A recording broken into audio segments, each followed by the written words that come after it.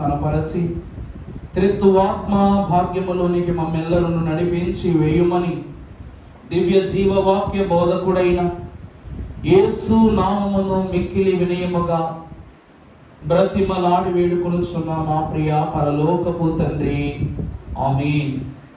ప్రభు సాన్నిధ్యమునకు ఆయన నామమును ధరించుకొనుటకు వచ్చిన వారలారా, క్రీస్తు నాథుని కృపా సమాధానము మీకు కలుగును గాక. ఆమేన్. దయచేసి కూర్చోనండి. దేవుని యొక్క ఘనమైన ఏర్పాటును బట్టి ఈ ప్రస్తుతింపబడిన పరిశుద్ధ వాక్యములో దేవుని ఎడల మనకు కలిగి ఉన్న ఉన్నతమైన విశ్వాసమును దేవుని ఎదుట వెల్లడి చేస్తూ దేవుడిచ్చిన సమయాన్ని బట్టి పరిశుద్ధ వాక్యమును ధ్యానము చేసుకుందాము. పరిశుద్ధ లేఖన భాగములో నుండి మహాజ్ఞానియును క్రీస్తు ప్రభు వారి యొక్క శిష్యులను సాక్షి సమూహముగా దేవుని యొక్క ఆత్మ వరములను పొందుకున్న భక్తుడైన లూకా వ్రాసిన సువార్త 23వ అధ్యాయము 30వ వచనము నుండి కొన్ని మాటలు మనము చదువుకుందాము. అప్పుడు మా మీద పడుడి అని పర్వతములతోను, మమ్ము కప్పుడి అని కొండలతోను జనులు చెప్పసాగుదురు. వారు పశ్చిమ్రానునకే ఇట్లు ఇలాగు చేసిరి, మరి ఎండిన దానికి ఏమి చేయుదురు అని చెప్పెను. మరి ఇద్దరును ఆయనతో కూడా చాలమ్మా. ప్రభునందు దేవుని ప్రియబిడ్డలారా, పరిశుద్ధ వాక్య ధ్యానమును పరలోక అంతస్తులకు మరింత దగ్గర అగుటకు మరొక వారము దేవుని రాజ్యములో మన అంతస్తును మన స్థానమును పెంచుటకు సమయమును స్థలమును దేవుని యొక్క ఉన్నతమైనటువంటి ప్రణాళికను మన యందు ఏర్పాటు చేసిన త్రిత్వ దేవునికి మహిమ కలుగును గాక. ఆమేన్. దైవజనుని యొక్క ఉద్దేశమును బట్టి పరిశుద్ధ లేఖన భాగములో మనము చూసినప్పుడు ఇక్కడ లోకము ప్రభు యేసు క్రీస్తు ప్రభు వారి శిలువ దీక్షను బట్టి ఒక ఆంతర్య భావమును వెల్లడి చేస్తూ ఉన్నది. ఏమిటనగా 31వ వచనములో మాట, వీరు పశ్చిమ్రానుకే ఇట్లు చేసిరి అంటే మరి ఎండిన మ్రానుకు ఇంకేమి చేయుదురో అని వారు చెప్పాను అనే మాట మనకు కనబడుతూ ఉన్నది. ప్రభునందు దేవుని ప్రియబిడ్డలారా, ఈ వాక్య వచనము నెరవేర్పు వచనము అన్నారు దైవజనులు. ఇక్కడ వ్రాయబడిన మాటలో 2 మ్రానులు మనకు కనబడుతూ ఉన్నవి. మొదటి మ్రాను పశ్చిమ్రాను, రెండవ మ్రాను ఎండిన మ్రాను. పరిశుద్ధ లేఖన భాగములు మనము గమనించినప్పుడు కీర్తనకారుడైన దావీదు పరిశుద్ధ వాక్య వచనములో 22వ దావీదు కీర్తనలో పరిశుద్ధ వచనాన్ని మనకు బయలుపరుస్తూ ఉన్నారు. మనం ఒకసారి చూస్తే 12వ వచనం చదువుకున్నట్లయితే, వృషభములు నన్ను చుట్టుకొని ఉన్నవి, బాషాను దేశము యొక్క బలమైన వృషభములు నన్ను ఆవరించి ఉన్నవి, చీల్చుచు గర్జించుచు నుండు సింహము వలె వారు నోళ్లను తెరుచుచు ఉన్నారు. నీళ్ల వలె పారబోయబడి ఉన్నాను, స్థానము తప్పి ఉన్నవి. నా హృదయము నా అంతరంగమునందు చాలమ్మా. దేవునికి మహిమ కలుగును గాక. ఈ వాక్యాన్ని కీర్తనాకారుడైన దావీదట ఎవరిని గురించి రాశాడు అనగా, మునుముందు రాబో తన సంతతికి మొద్దు వలె మార్చబడిన తన యొక్క స్థితికి లోక మాలిన్యమును చేర్చుకొనినటువంటి సంఘమునకును సాదృశ్యమైన మాటను దావీదు ఇక్కడ రాశాడు. ఇక్కడ వ్రాసిన మాటలో వృషభములు నన్ను చుట్టుకొని ఉన్న. వృషభం అంటే ఏంటి? వృషభం అంటే ఏంటండి? వృక్షం అంటే చెట్టు. వృషభం అంటే ఏంటి? వృషభం అంటే ఇప్పుడు చెట్టు. ఈ వృషభాలు దేనికి గుర్తుగా ఉన్నాయి అంటే మ్రానునకు గుర్తుగా ఉన్నవి. బాషాను దేశపు వృషభములు అనగా సైన్యములు, గుర్రములు, స్వాస్యముతో లేనటువంటి సమాధానము లేకుండా శ్రమ పెట్టు స్థితులు ఏమై ఉన్నవి అంటే వృషభాలై ఉన్నవి. మన భాషలో కాసేపట్లో అర్థం ఏమిటో కూడా మీకు చెప్తాను, కంగారు పడవద్దు. ఈ బాషాను దేశపు వృషభములు ప్రభువును చుట్టుకొని ఉన్నవట. ఈ వృషభములు అలాగనే ప్రభువును ఏం చేస్తూ ఉన్నవి? ఇవి పెట్టిన శ్రమలకు ప్రభువు ఏమైపోతూ ఉన్నారు అంటే ఆయన ఎముకల యొక్క గడి తప్పినది, ఆయన శరీరములో ఉన్నటువంటి ఆయన దేహము నీరు వలె పారబోయబడుచున్నది, ఆయన దేహము మైనములా కరిగిపోతూ ఉన్నది. తర్వాత ఆయన హృదయము ఏమైపోతుందట? మైనములా కరిగిపోతున్నదట. యేసు క్రీస్తు ప్రభువునందు దేవుని ప్రియబిడ్డలారా, పచ్చి మ్రానునకే మీరు ఎలాగూ చేసి ఉన్నారు అంటే ఎండిన మ్రానుకు వీరు ఇంకేమి చేయుదురో. పచ్చి మ్రాను అనగా యేసు క్రీస్తు ప్రభువు, ఎండిన మ్రాను అనగా మనము. ఎవరండి? పచ్చి మ్రాను అనగా యేసు క్రీస్తు ప్రభువారు, మనం ఎవరమట? ఎండిన మ్రాను. మనము దేవుని వాక్యములో గమనించుకున్నట్లయితే బూడిదను అయ్యున్న నేను నీతో మాట్లాడుటకు సాహసించుచున్నాను అని అంటూ ఉన్నారు. మనము దేవుని వాక్యములో సిలువ ధ్యానముల యందు ప్రారంభ దినము భస్మ బుధవారముతో ప్రారంభిస్తాం. ఆ భస్మ బుధవారములో కాల్చబడేటువంటి కట్టెలు ఎవరు అనగా సంఘము.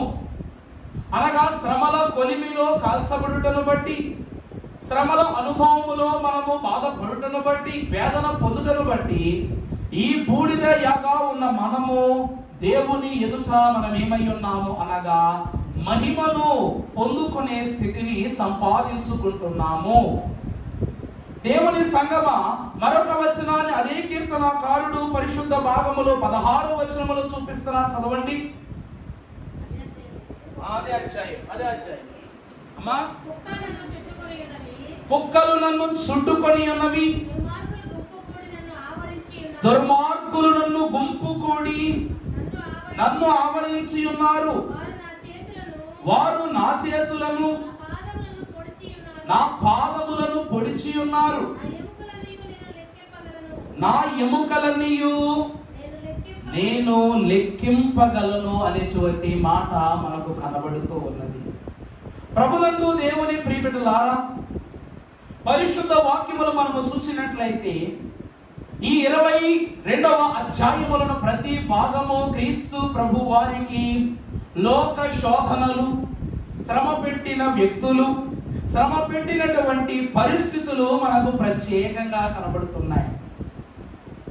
దేవుని అనుభవంలోనికి వస్తే అధ్యాయంలో తర్వాతి వచనం కూడా ఒకసారి చదవండమ్మా. వారు నిదానించి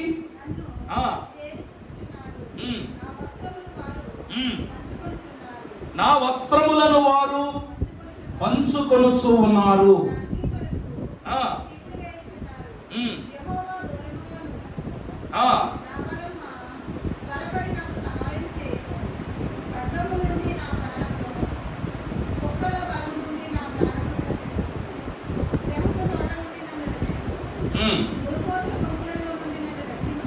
గురుపోతు కొమ్ముల నుండి నువ్వు నన్ను రక్షించి నీ నామమును చాలండి.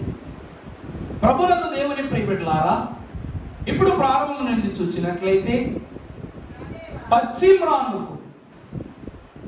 మ్రానుకు ఉండే లక్షణాలు మనము చూసినప్పుడు, ఈ పచ్చి మ్రానును మనము గాయపరిస్తే అందులో నుండి దాని యొక్క ద్రవం ఏదైతే ఉంటుందో అది బయటకు వస్తుంది. అనగా మన భాషలో చెట్టు రక్తమును లేకపోతే చెట్టులో ఉన్నటువంటి సారమును దాని పచ్చిదనమును కాల్చేటువంటి ఆ పసరను మనము మన భాషలో చెప్పుకుందాం.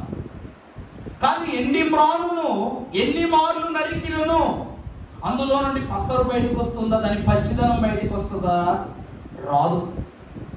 యేసు క్రీస్తు ప్రభువునందు మిక్కిలి ప్రియమైనటువంటి వారలారా, ఇక్కడ రెండు మ్రానులు మనకు కనబడుతున్నాయి. ఇది పచ్చి మ్రాను, ఇది ఎండి మ్రాను.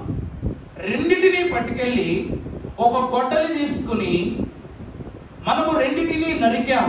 ఈ రెండిటిలో ఏది తొందరగా విరిగిపోతుంది? పచ్చిదా ఎండిదా? పచ్చి విరిగిపోదా? చెప్పండమ్మా. ఇప్పుడు రెండు వేప దొంగలు ఇచ్చారండి, ఒకటి బాగా ఎండిపోయింది, రెండోదేమో బాగా పచ్చికొనది ఇచ్చారు. ఏది మనము గొడ్డలితో కష్టపడి ఎక్కువ సమయం తీసుకుని నరుగుతాం? పురుషునికే తెలుసు. చెప్పండి. పచ్చిదానికే కదా.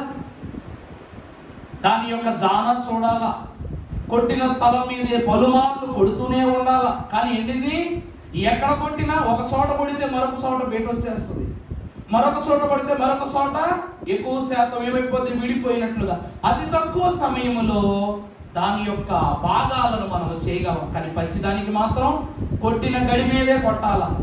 పోనీ ఆ గడి మీద కొడుతూ ఉన్నప్పుడు వేరొక చోట బలహీన పడుద్దా అంటే ఎక్కడ బలహీన పడదు. ఒక్కసారి గడి తప్పింది అంటే ఆ గడిని దాటి మరలా ప్రయత్నిస్తూ దాన్ని విరగొట్టాలి. ఇక్కడ మనం చూస్తే యేసు ప్రభు వారిని మనము చూసినప్పుడు ఆయన శరీరము మీద తగిలిన చోటే మరలా గాయాలు తగిలాయి. పొడిచిన చోటే మరలా తిరిగి పొడుస్తున్నారు. పొడిచిన వారే మరలా తిరిగి పొడుస్తున్నారు. పొడిచిన సమయమును దాటి రోజంతా ప్రభువుని ఏం చేశారంట? శ్రమ పెడుతూనే ఉన్నారట.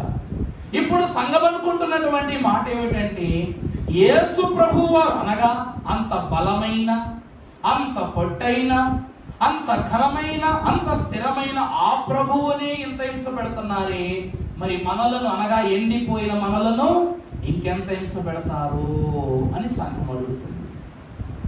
ఆనాడు యేసు క్రీస్తు ప్రభువును వృషభము అనగా వృషభరాశి అంటాం, తెలుసు కదండి మీకు. వృషభం అంటే ఏంటి? ఎద్దు. వృషభం అంటే ఏంటండి? ఎద్దు. ఈ ఎద్దులను మనం ఎందుకు వాడతాము అంటే నాగలి కట్టి నేలను దున్నుటకు ఈ ఎద్దులను వాడతాం. వృషభములు నన్ను చుట్టుకొని ఉన్నవి అంటే ఆయన శరీరము దున్నబడిన నేలగా మారుస్తూ ఉన్నాయట వృషభాలు. తర్వాత వచనము చూస్తే బాషాను దేశపు వృషభాలండి. ఏ దేశం అండి? దేవుని వాక్యములో మనం చూసినప్పుడు కీర్తన గ్రంథంలో ఒక మాట ఉంటది, బాషాను దేశపు రాజైన ఓగును అతడు హతము చేసెను, నీ ఆయన కృప నిరంతరము ఉండును. ఉందా లేదా? ఏ రాజును ప్రత్యేకముగా వాడబడక ప్రత్యేకముగా బాషాను దేశపు రాజును మాత్రమే దేవుని వాక్యములో ఆ కీర్తనకారుడు ప్రస్తావించాడు అంటే కారణం ఏమిటంటే, బాషాను ఇశ్రాయేలీలైనటువంటి వారు జయించిన స్వాస్థ్య దేశము. ఆ దేశములో ఉన్నటువంటి ఎద్దులు గాని గుర్రములు గాని ఆయుధ సముకరణ గాని చాలా బలమైంది. అర్థమవుతుందని చెప్తుంది. ఆ దేశములో ఉన్న ఎద్దులు కానీ, జంతువులు కానీ, వస్తువులు కానీ, పరికరాలు కానీ, పండించే ధాన్యాదులు కానీ చాలా బలమైనవి, పటిష్టమైనవి. అతి పటిష్టమైన దేశముని దేవదేవుడు ఎవరికి అప్పగించాడంట? ఇశ్రాయేలీలకు అప్పగించారట. అతి బలమైన దేశమునకు రాజైన ఓగునే దేవుడు హతము చేశారంట. అంటే ఆనాడు హతము చేసిన దేశము యొక్క ఎద్దుల వలె ఈ దినమున ఈ సైనికులైనటువంటి వారు నా శరీరాన్ని ఏం చేస్తున్నారు? దున్ని వేస్తూ ఉన్నారు అని ప్రభు వాక్యములో భక్తుడు తెలియచేస్తున్నారు. అలాగునని నా శరీరములో ఉన్న రక్తమంతయు నీరు వలె పారబోయబడుతూ ఉన్నందుకే ప్రభు వారి శరీరములో ఉన్న రక్తమంతా వెళ్ళిపోయింది. అయినా ఆఖరి క్షణమున్న బల్యముతో ప్రభు వారి దేహమును తూట్లు పొడుచుట మనము గమనిస్తున్నాం. నిన్న మీకు ఒక మాట చెప్పాను, నిన్న సాయంకాలం వచ్చిన వాళ్ళకి. మహిమ దేహమునకు గాయాలు ఉంటాయా? మహిమ దేహమునకు గాయాలు ఉంటాయా? ఉండవా? ఉండవు కదా. ప్రామిస్ ఉంటాయా? అంటే మీరు ఆత్మలు అయిపోయిన తర్వాత రెండు మీకులు తీసుకుని మీరు కొట్టవచ్చా? మరి యేసుక్రీస్తు ప్రభువు వారు పునరుద్ధానుడై మహిమ దేహము ధరించుకున్నప్పుడు మాత్రం ఆయనకు ఎందుకు గాయాలు ఉన్నాయి? ఉన్నాయా లేవా? అది ఆయనకు ఉన్నాయి, మనకు కాదు. ఎందుకంటే ఆయన ఎవరు? పచ్చి ప్రాణు. దేవుని వాక్యములో నిన్నటి దినమున మీకు వాక్యం చెప్పాను. దీన్ని ఉదాహరించుకున్న వాక్యమే ఈ దిన ధ్యానాంశం. పరిపూర్ణత ఈ రోజుతో కంప్లీట్ అవుతులే. నిన్నటి దినాన్ని చెప్పా, పచ్చి ప్రాణు అనగా దేవుడు సంఘము పరలోక రాజ్యము చేరు వరకు ఆయన పచ్చి ప్రాణి. సంఘము క్రీస్తు స్థానమందు నిలబడు వరకు ఆయన గాయములు ఎలా ఉంటాయట? పచ్చిగానే ఉంటాయట. అందుకే లోకము ఆయనను ఎరుగలేదు. లోకం ఏం చేయలేదట? ఆయనను ఎరుగలేదు. ఎరుగనట్లు ప్రవర్తిస్తుంది లోకం. అందువలన భక్తుడైనటువంటి వారు యోహాను గారు రాస్తారు, ఎరిగి నే చెడిపోతిని, యేసు నీ గాయము. భక్తుడైనటువంటి తోమాకే అందరికన్నా ఎక్కువ జ్ఞానం, భక్తుడైన తోమాకే అందరికన్నా ఎక్కువ అనుభవం. అటువంటి అనుభవ పూర్ణుడైన తోమా యేసు క్రీస్తు ప్రభు వారు పునరుద్ధానుడైనప్పుడు నమ్మక 3.5 సంవత్సరాల అనుభవమును ప్రశ్నించి, ద్వేషించి, దూషించి, అనుమానించి ప్రభు వారి గాయములలో వేలు పెట్టి ఆయన గాయములను ఏం చేశాడంట? రేపినట్లుగా మనం చూస్తున్నాం. అంటే పచ్చి మ్రానుకు మరింత పచ్చిదనమును పుట్టిస్తున్నారు. శిష్యులే ఆ పని చేశారంటే ఈరోజు మనం ఏం చేస్తున్నాం? లోక క్రియలానుసారముగా మనము ప్రభువునకు బాధను కలిగిస్తూ ఉన్నాం. అందుకే ఆ భాషాను దేశపు వృషభముల వలె వారు నా యొక్క దేహమును దున్నివేశారు, నా శరీరములో రక్తము నీరు వలె పారబోసినను వారికి తృప్తి లేదు. నా హృదయమంతటిని అనగా నా హృదయము నా దేహమును మైనముగా కరగదీసినప్పటికీ వారికి ఏమి లేదు, ఇంకా సంతృప్తి లేదు అని ప్రభు అంటున్నారు. ప్రభునందు ప్రియులారా, మరి ప్రభువుకి అంత శ్రమ కలిగితే మరి మన పరిస్థితి ఏంటో ఈరోజు మన అనుభవం ఏంటో చెప్పనా?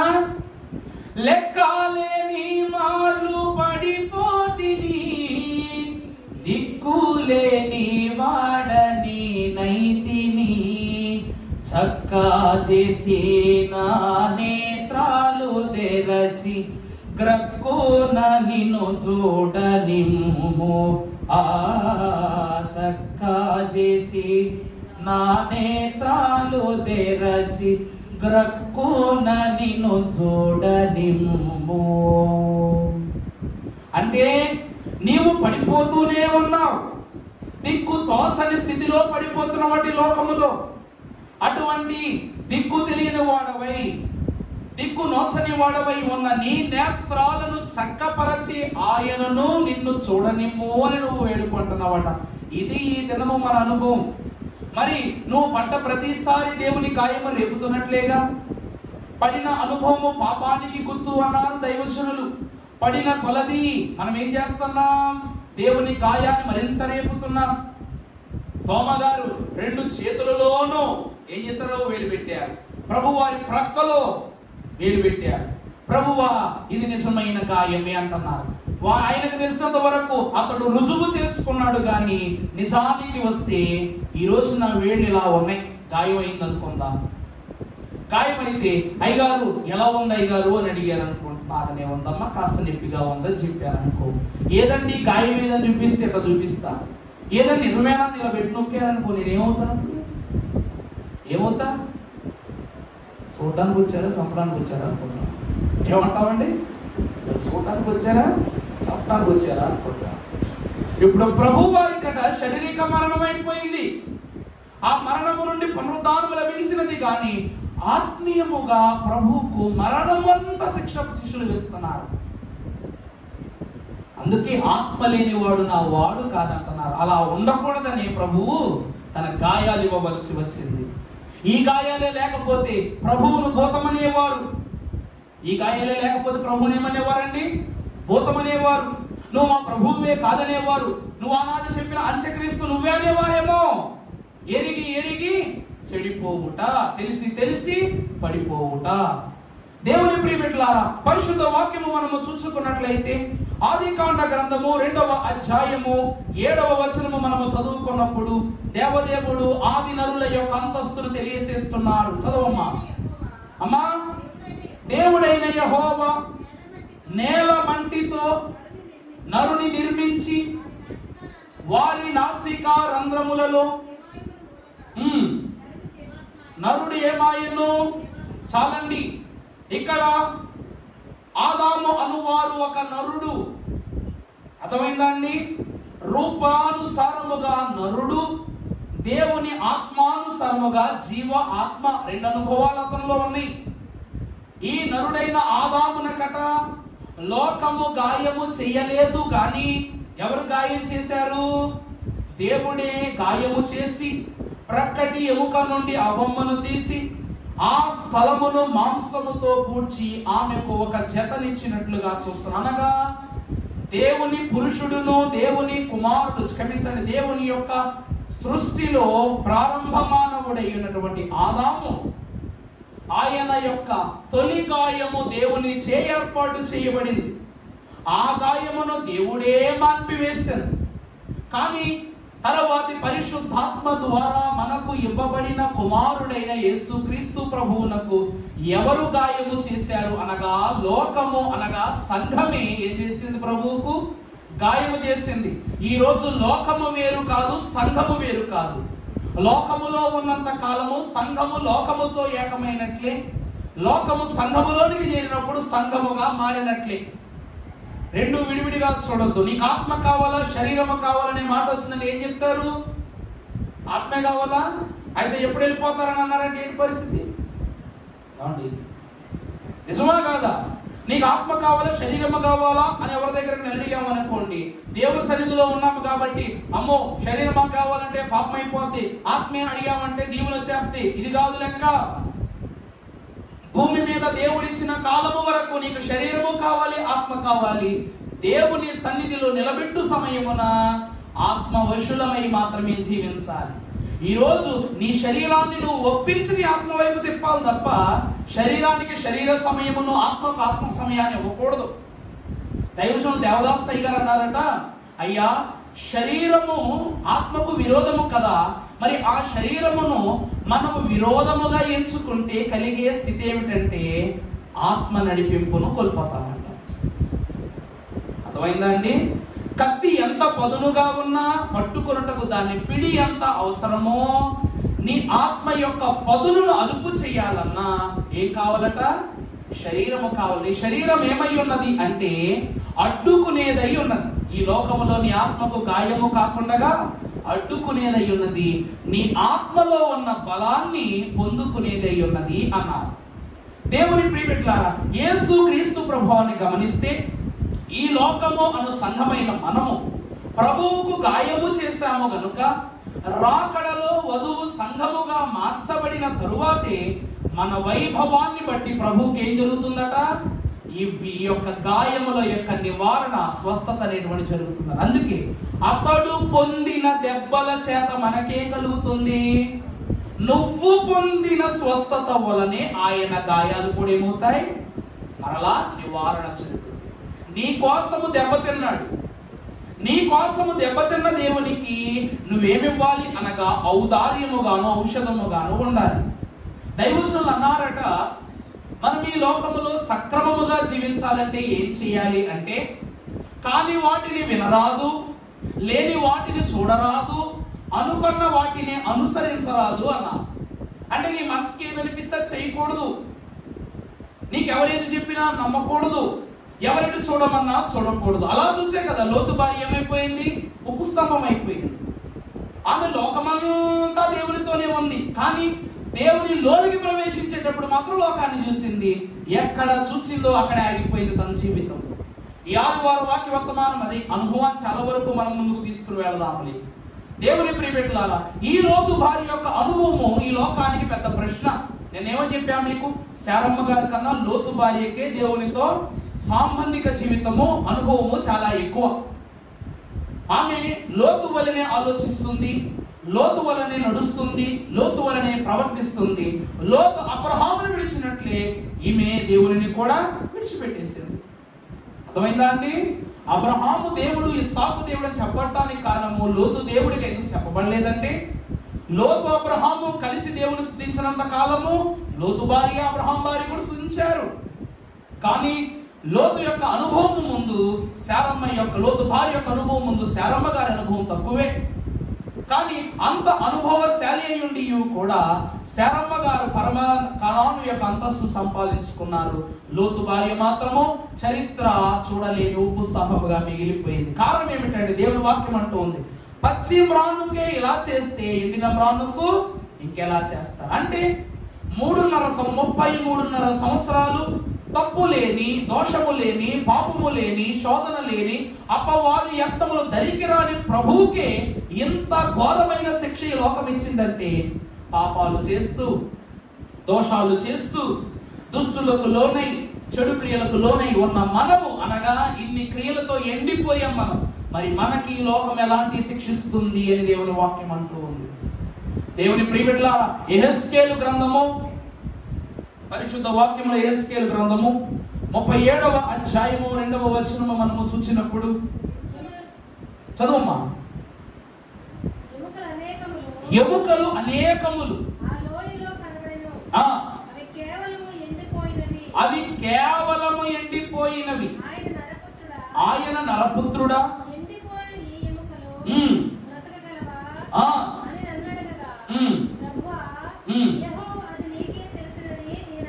చాలండి. దేవుని ప్రియబిడ్డలారా, యెహెజ్కేలు మహాభక్తుడును దేవదేవుడు ఎముకల లోయలోనికి తీసుకుని వెళ్ళి అక్కడ ఎన్నో అస్థి పంజరములను ప్రభువు చూపిస్తూ ఉన్నారు. వీరు ఎవరండి వీళ్ళందరూ? ఎవరు చెప్పండి? చెరలో దేవుని యొక్క ఉద్దేశాలను కనుగొనక పాపకృతమైన స్థితుల ద్వారా నశించిపోయిన సమూహమే ఈ ఎముకల సమూహము. అటువంటి ఆయన యెహెజ్కేలు మహాభక్తుడు నా లోయ యొద్దకు తీసుకుని వచ్చి చూపిస్తా అంటున్నారు. యెహెజ్కేలు, నువ్వు చూస్తున్న ఈ ఎముకలు బ్రతుకగలవా, మరలా పునరీకృతము చేయబడగలవా అని ప్రభువును ఆయన అడిగినప్పుడు, ప్రభువా ఏమో నాకు తెలియదు, నీవు జరుగును అంటే జరుగుద్ది, జరగదు అంటే జరగదు అంటున్నారు. అప్పుడు ప్రభువు యెహెజ్కేలుకు ఒక ధన్యతను అనుగ్రహించారు. ఆ యొక్క ఎముకల విషయంలో అతడు ప్రభువును వేడగా ఆ ఎముకలకు మరలా జీవాన్ని దేవదేవుడు అనుగ్రహించారు. ఈ రోజు మనము చూసినట్లయితే యేసు క్రీస్తు ప్రభు వారి యొక్క శరీర గాయములు ఎలా మానిపోతాయి అంటే, నీ విశ్వాస ప్రార్థనతోని. ఈరోజు అంశ ప్రార్థనలో ప్రార్థించే అంశంలో ఈ మాట కూడా పెట్టి ప్రార్థించింది ఏంటంటే, నాయన, నేను నీ ఎదుట చేసే ప్రార్థనల ద్వారా నా శోధనలు మాత్రమే కాదు ప్రభువా, నీ గాయము కూడా ఏమైపోవాలి, మారిపోవాలి. నీ ప్రభువు నీ గాయాలు మానాలని ఆయన అక్కడ విజ్ఞాపన చేస్తున్నారు. మరి నీ యొక్క ప్రవర్తన ద్వారా, నీ నడిపింపు ద్వారా, నీ నడవడిక ద్వారా ఆయన గాయాలు కూడా మాన్పవలసిన బాధ్యత మనకుందా లేదా? ఉంది. దేవదేవుడు స్వయంగా తలుచుకుంటే ఆ ఎముకలన్నిటికీ ప్రాణం ఇవ్వగలిగి ఉండేవారు. కానీ యెహెజ్కేలు మహాభక్తుని ప్రార్థన ఎందుకు వాడారు అంటే, ఆశ కలిగిన ప్రాణమును తృప్తిపరచుట. అసలు ఆ లోయ ఏంటో కూడా యెహెజ్కేలుకు తెలియదు. అసలు వాళ్ళు ఎలాంటి వారో కూడా తెలియదు. అర్థమవుతుందని చెప్తుంది. వాళ్ళు ఎవరో తెలియదు, వాళ్ళకి ఆ పరిస్థితి ఎందుకు వచ్చిందో తెలియదు, ఆ లోయలోనే వారు ఎందుకు చనిపోయారు, ఈ పరిస్థితులన్నీ యెహెజ్కేలుకు తెలియదు. కానీ దేవుడు తీసుకుని వచ్చి చూపించారు అంటే వారు ఖచ్చితంగా ఒకప్పుడు దేవుని విషయములో వెనకబడిన వారే ఉంటారు ఖచ్చితంగా. అవునంటారా కాదంటారా? ఏమండి, బంగారము మురికొంట్లో దొరికిన బంగారమే, బంగారం షాపులో దొరికిన బంగారమే, ఇంట్లో దొరికిన బంగారమే. అంటే ఒకప్పుడు వీరు దేవుని జనము, వారి అస్వాస్థ్యత గుణము వలన వీరు ఏమైపోయారంట, ఇలా ఎముకల గోడుల వలె మిగిలిపోయారు. ఈ రోజు దేవుడు తలుచుకుంటే ఆ ఎముకల గూడులను కూడా నశింపజేసేవారు. కానీ ఎందుకు ఆ స్థలములో ప్రభు ఉంచారు అనగా, ఒకానొక దినము రాబోతూ ఉన్నది. ఆ దినము వచ్చినప్పుడు కడబూరం రోగగా మృతులైనటువంటి వారి యొక్క శల్యములకు దేహమొచ్చును, ఆత్మవచ్చును, వారు ఎగిరి వెళ్ళును అనే మాట ప్రకటన గ్రంథములో వ్రాయించారు. అది నిజమును రుజువు చేయుటకు గాని తొలి ఉదాహరింపబడిన క్రియను దేవదేవుడు యెహెజ్కేలు ద్వారా జరిగించారు.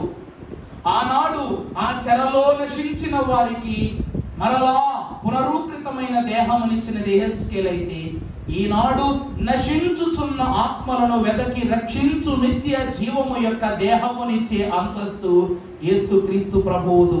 అందుకే ఆయన ఏమై ఉన్నారు అనగా పచ్చని మ్రానై ఉన్నారు.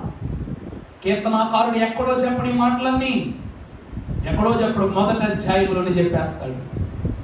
యేసు ప్రభు వారు పచ్చని మ్రాను అని చెప్పడానికి తొలిగి ఉదాహరణ, దుష్టుల ఆలోచన చొప్పున నడువక, పాపుల మార్గమును నిలువక, అపహాసకుడు కూర్చుండు చోట కూర్చుండక, యెహోవా ధర్మశాస్త్రమును దివారాత్రములు ధ్యానించుచు దాని యందు ఆనందించుచు దివారాత్రములు దానిని ధ్యానించువాడు ధన్యుడు.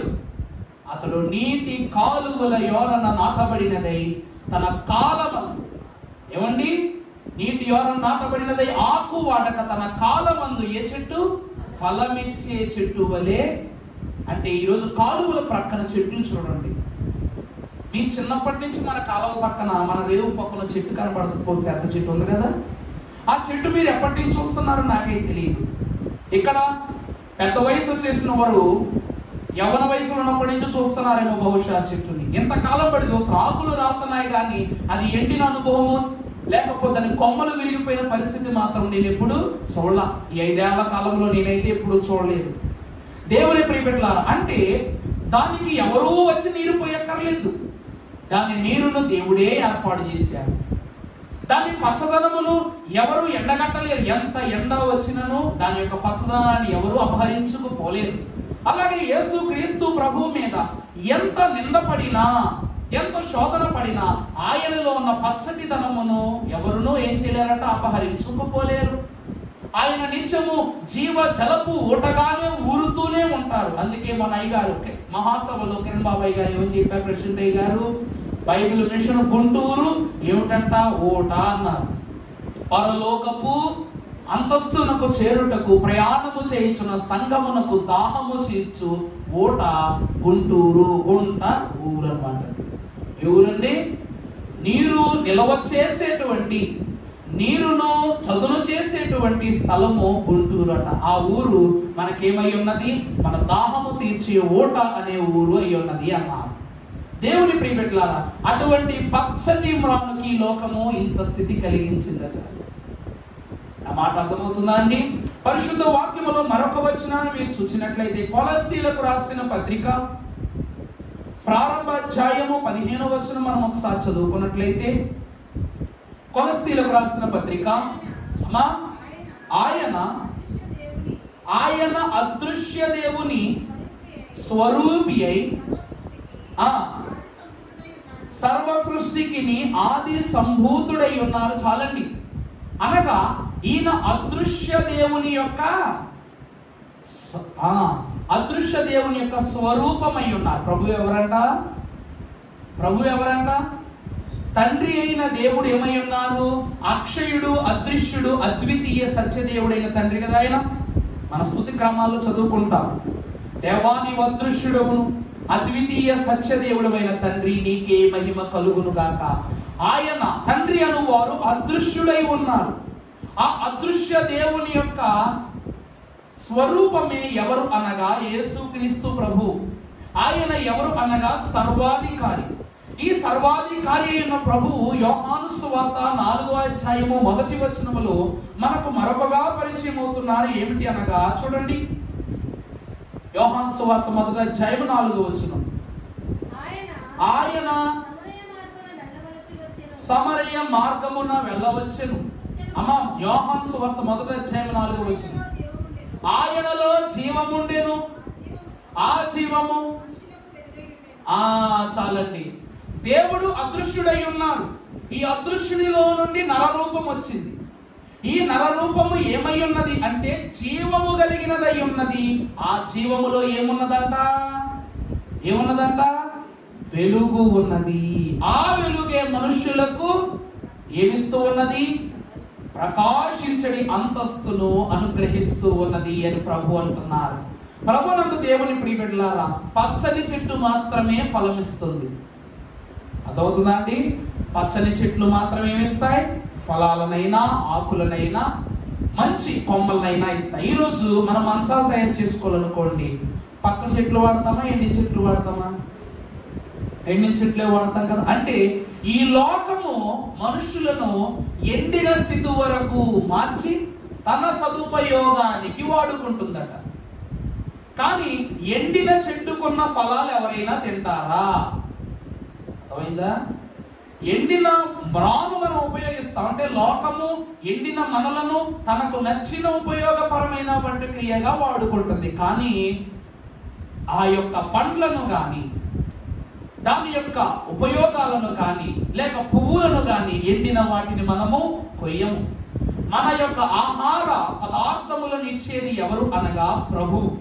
ఈరోజు మనము ఎండగట్టబడకుండా ఉండటానికి, మనము పచ్చిక వలె నిత్యము ప్రశస్తముగా ఉండటానికి ఏ ఫలాలను మనం భుజిస్తున్నామంటే యేసు క్రీస్తు ప్రభువని పచ్చటి మ్రాను యొక్క ఫలాలను మనము భుజిస్తున్నాము.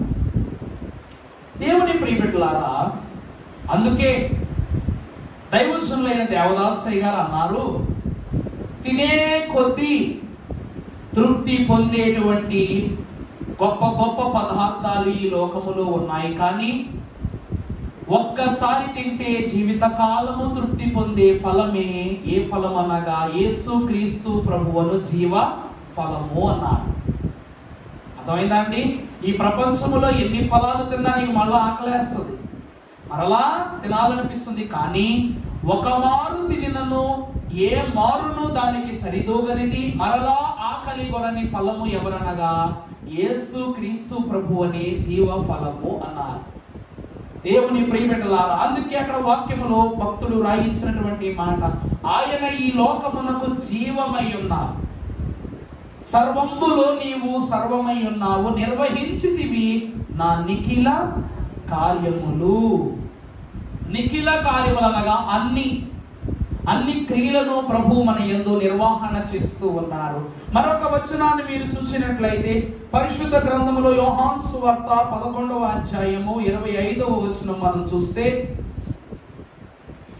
యోహాను సువార్త 11వ అధ్యాయం 25వ వచనం, అమ్మా అందుకు యేసు పునరుద్ధానమును జీవమును నేనే, నాయందు, బాగా చూడండి, నాయందు విశ్వాసము నుంచు వారు ఎన్నటికి చనిపోరు, చనిపోయినను వారు బ్రతుకును, బ్రతికి నాయందు విశ్వాసముంచువాడు ప్రతివాడును ఎన్నటికి చనిపోడు. దేవుని ప్రియబిడ్డలారా, ఇదే పరలోకమునకు దేవుడిస్తున్నటువంటి ఒక అవకాశం. పరలోకానికి మనం వెళ్ళటానికి దేవుడిచ్చే అవకాశం.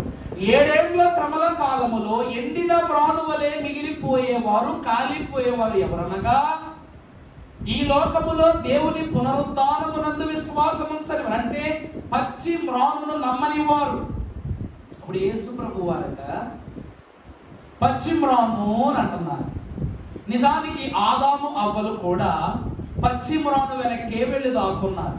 మరి వారికి ఎందుకు శాపం వచ్చింది? అర్థమైందా అండి? పచ్చి మ్రానున ఆది నరులు దాక్కున్నారు.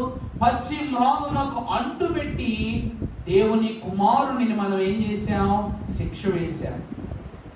అంటే మ్రాను యొక్క ఆశ్రయము తీసుకున్న ఆదాము అవ్వలకు లోకము శిక్ష వేస్తే, క్షమించండి, ఆ యొక్క లోకములో ఉన్న పచ్చి మ్రాను చాటున దాగుకున్న ఆదాము అవ్వలను దేవుడు శిక్షిస్తే, దేవుని కుమారుని అదే పచ్చి మ్రానుకు అంటబెట్టి మనం ఏం చేశాం?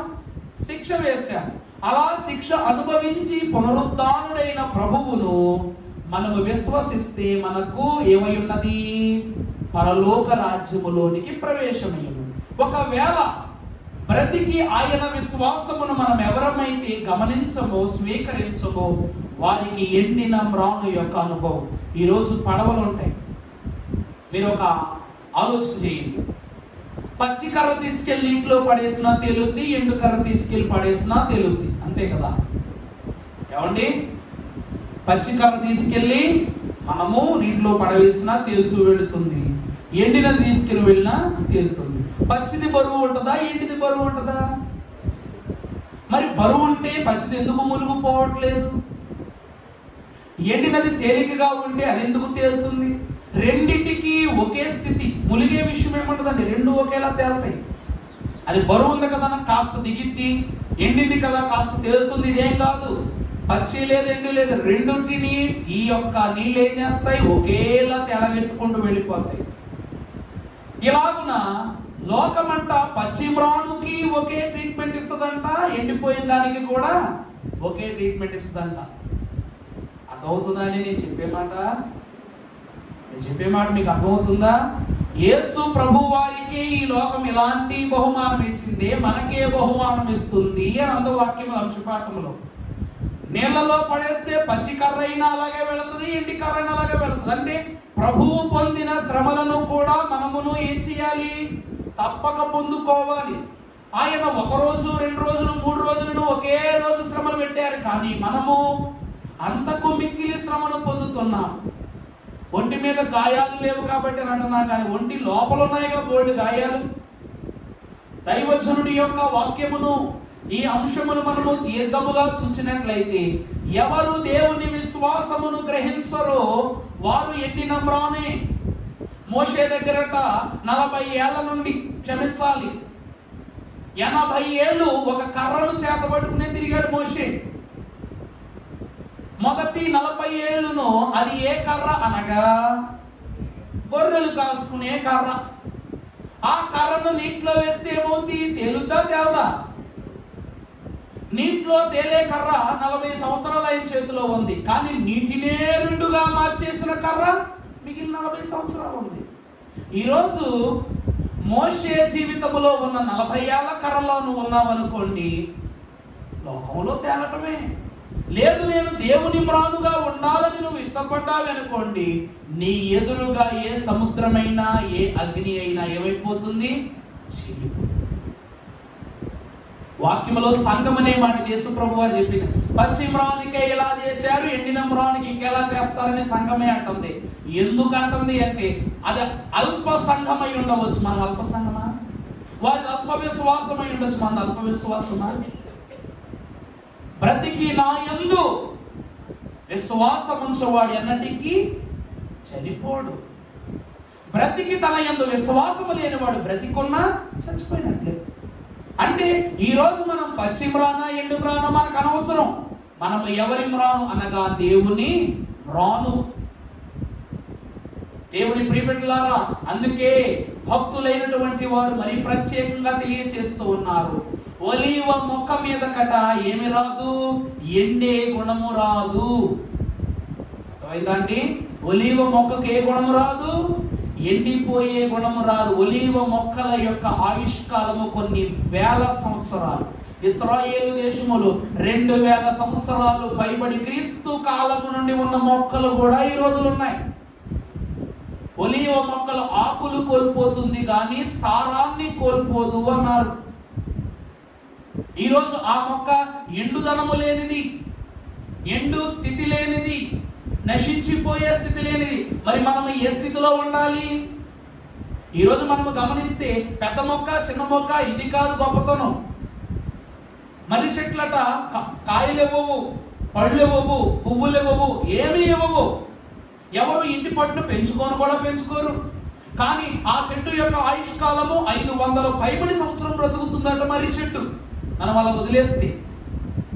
మరి ఒలీవ మొక్కలైనటువంటి వాటివి దేవుని యొక్క సాదృశ్యమైన మొక్కగా ఉన్న ఈ ఒలీవ మొక్కలను దేవదేవుడు దానికి మించి 3 తరాలు ఎక్కువ బ్రతికిస్తున్నారు. ఈ రోజుకు ఆ పచ్చదనం పోలా, అందులో ఉన్న పటుత్వము పోలా. కారణం ఏమిటో తెలుసా? దేవుని ఆశ్రయించడి వారికి నిత్యము జీవమే. అందుకే చెట్టుకొక పాఠం అనే వాక్య వర్తమానంలో చెప్పాను, చూసారా? నేను ద్రాక్షావళిని, మీరేమై ఉన్నారు? తీగలు అయి ఉన్నారు ప్రభు అంటున్నారు. ప్రభునందు ప్రియుల, అలాగునని ఒలీవ మొక్క యొద్దకు మొక్కలన్నీ వచ్చి మాకు రాజు కమ్మంటే, దేవుని పేరును విశ్వాసుల శిరస్సుపై ధరింపచేయు తైలమైన నేను ఆయన పనిని మానుకొని మీకు రాజుగా ఉండాలా. అంటే ఈ లోకములో రాజరికం అంటే ఏంటో, దాతృత్వం అంటే ఏంటో ఒక మొక్క చెప్తా ఉంది మనకి. అర్థమవుతుందా అండి? అందుకే సకల ప్రాణులు యెహోవాను స్తుతించుడి.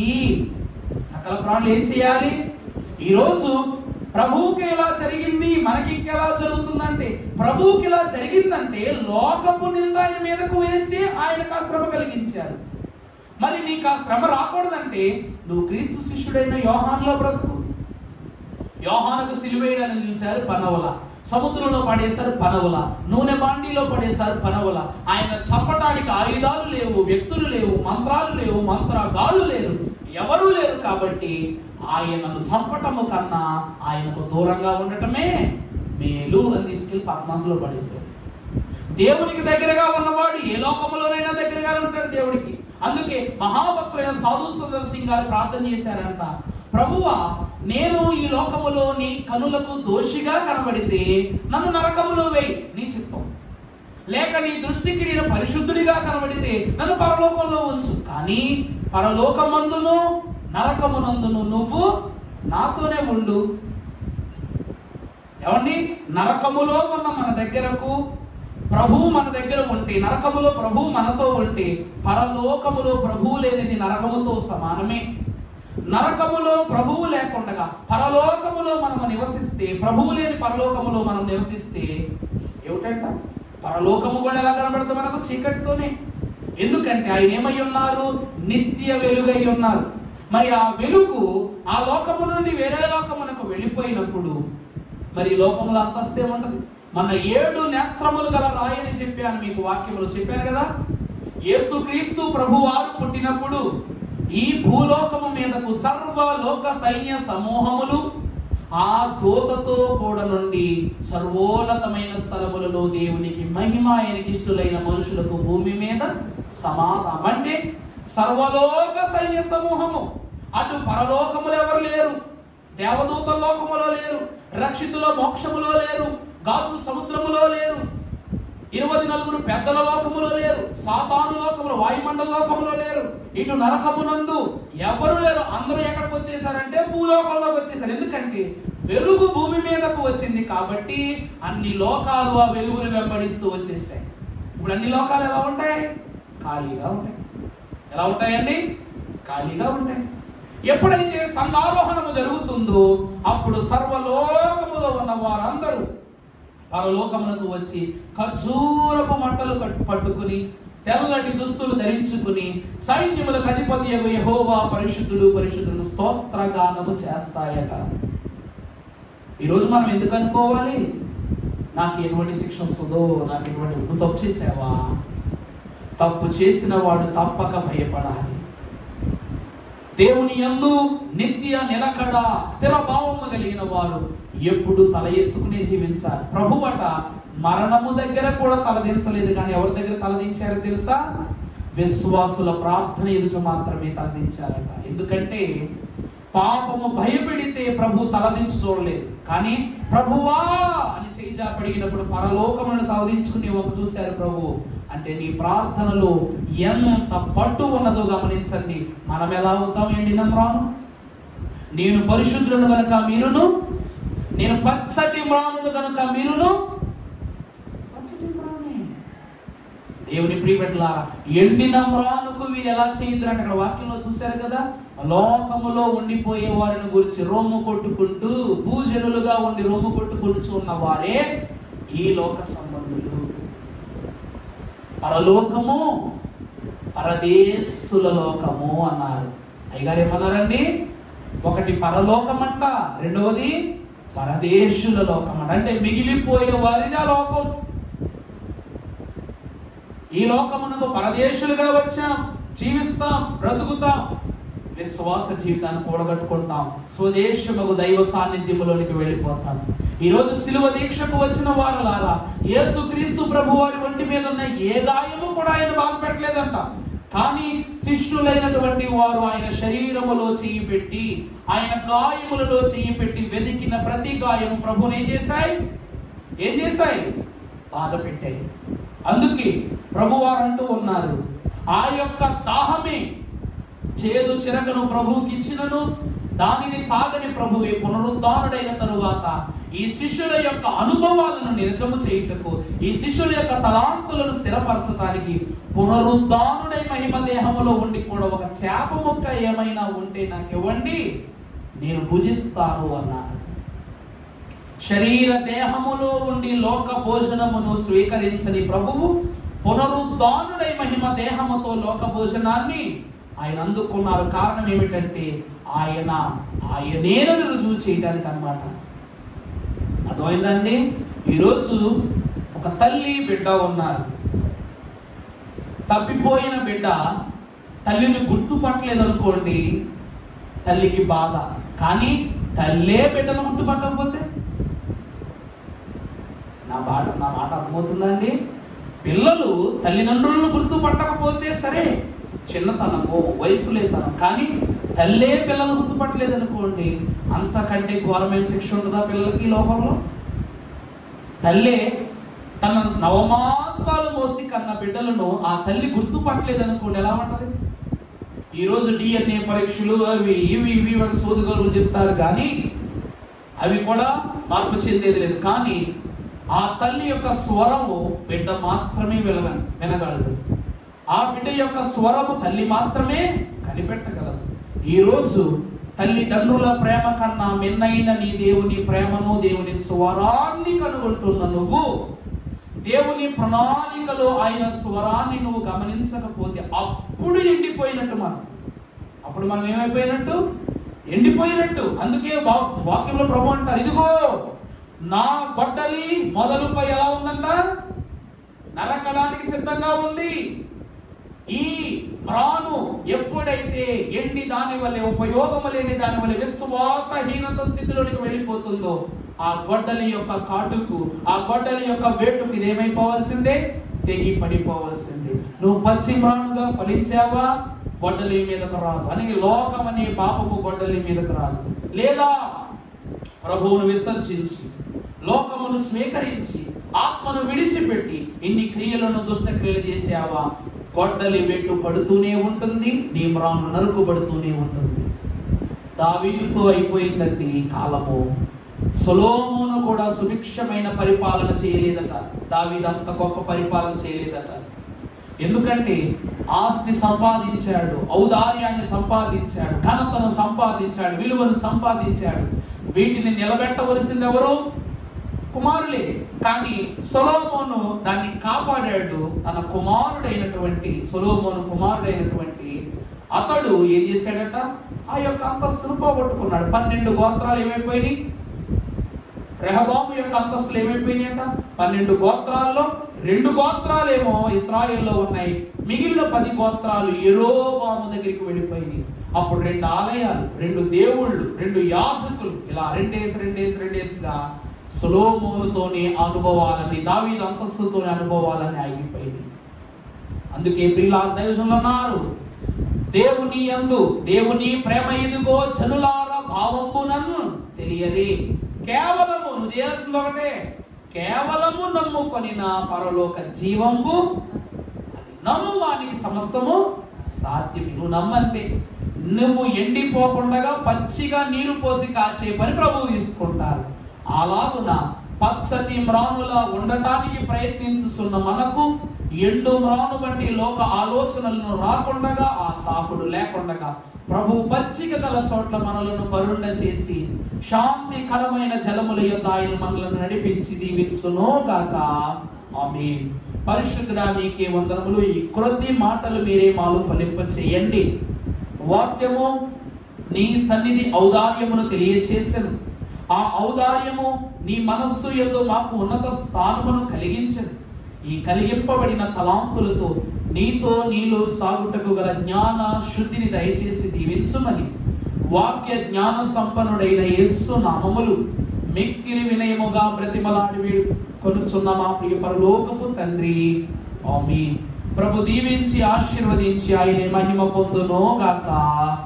ఆమేన్.